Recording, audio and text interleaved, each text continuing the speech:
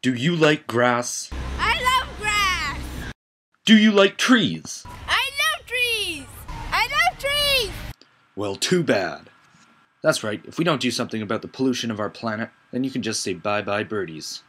There are many different kinds of pollution, such as burning of fossil fuels and dumping waste into the oceans. But there are some that people aren't aware of, such as e-waste. Now you may be wondering, what is e-waste? E-waste stands for electronic waste. That's computers, iPods, cell phones, printers, e-books, and toasters. No, not that kind of toaster, the normal kind. By this point, you're probably thinking, why is e-waste different from any other garbage? Well, e-waste contains very hazardous and toxic chemicals. These chemicals can leach into the water systems and cause a new army of 3 armed people. Not actually, but...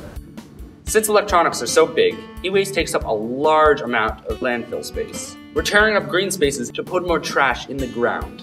To give you a sense of how much e-waste is thrown away each year, here's some interesting facts. Every year we're throwing away $300 million of gold in our computers that we discard. There are so many computers thrown out in the US annually that if you line them all up side by side, they would entirely cover PEI. Every year, 100 million phones are thrown out in Europe. In total, 50 million tons of e-waste is produced each year. This is about the weight of 110,000 Boeing 747s. Out of all of this e-waste, only 15 to 20% of it is recycled.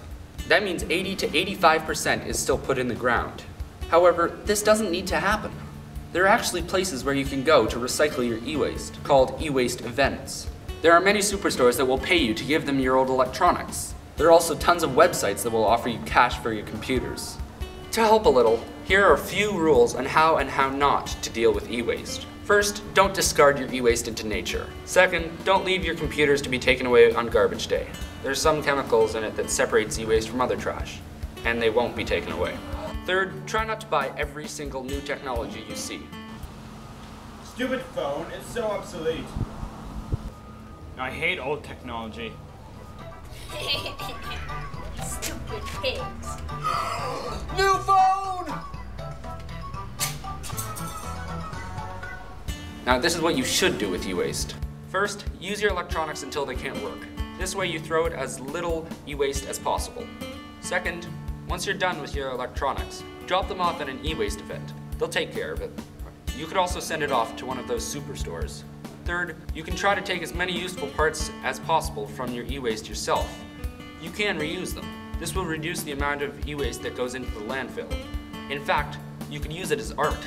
And fourth, try donating your e-waste to someone else or another organization that needs it. E-waste has become a large problem today.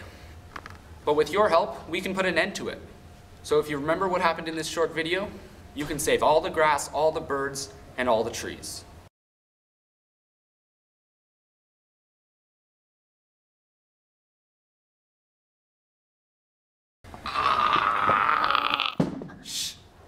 There are many superstores that will pay you to give them your old if you give them their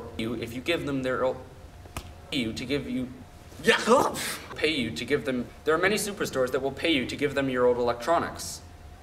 Yes! We did it. Okay. We need to have different. Wow. Stop it. Wow.